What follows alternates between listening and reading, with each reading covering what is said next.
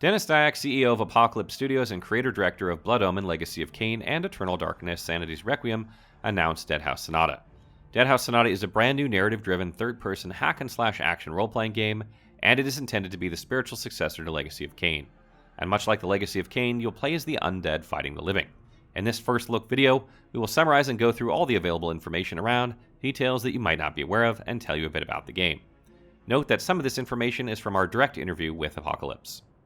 Blood Omen Legacy of Kain was developed by Silicon Knights and published by Crystal Dynamics back in 1996 for the first-gen PlayStation and on PC a year later.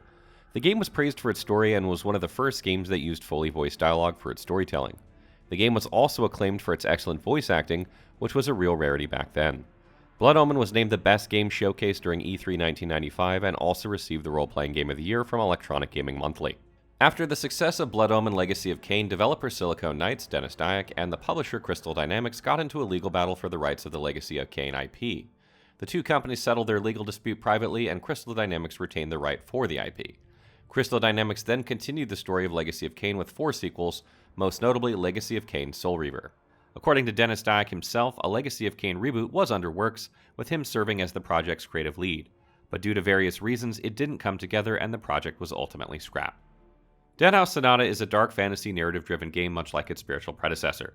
The game is set in the gothic and Lovecraftian world of Nogosawa, and you play the undead fighting the living. An unstoppable force from Deadhaus, you are a monster among men dealing death and destruction on a massive scale. The Deadhaus was created in a cosmic war between 2 elder gods, and the dead must discover what has brought them back and what the meaning of their life now is. In Nogosawa, there are many houses beyond Deadhaus, and a large portion of Deadhaus Sonata's story will be about these rivaling houses. Deadhaus Sonata's gameplay is a mix of fast-paced hack-and-slash action, loot collection, and dungeon crawler. Imagine Diablo or Path of Exile in third person and you'd have some idea how the game plays, but other than that it's still too early to say much definitively as the game is still in its early stage of development. Currently Deadhaus Sonata is still at its prototype pre-alpha stage, and at this very moment the art direction and the visual assets of the game are being completely overhauled. The gameplay we showcased was just a demo to provide an understanding of the core concepts of the game. But what's interesting are the game mechanics Apocalypse Studios is implementing into Deadhaus Sonata. Asymmetrical game design. In Deadhaus Sonata, players can choose from 7 available classes, and those are Banshee, Ghoul, Lich, Revenant, Vampire, Wight, and Wraith. Each class will play differently and will have a unique underlying combat system that will separate it from the rest. The game also uses a trinary archetype system which balances classes between strength, magic, and essence. So basically the game's 7 classes utilize one of the 3 of these attributes. Social integration. Deep social integration with Twitch and other social media streaming platforms will allow their viewers to have a significant impact on the game. Imagine Twitch chat becoming Dungeon Master, setting traps, spawning enemies, or even becoming an NPC. It will be anarchy, and that's just how Twitch likes it. So if Apocalypse Studios successfully integrates Twitch or other streaming platforms into the game, it would be somewhat revolutionary to say the least. Community-created content. Apocalypse Studios has stated that they want this game to have a community-driven design. They're open to hear any suggestions or feedback that could help or enhance the game. I hope this means community-created content such as characters, quests, or levels. I think it's safe to say that we can expect a creation tool in the future. Free-to-play. Yes, you heard it right, Deadhaus Sonata is a free-to-play game. The game is going to be supported by microtransactions, and that means players are free to explore and play the game before spending any money. Apocalypse Studios has also stated that the monetization of Deadhaus Sonata will be entirely ethical, which means no pay-to-win.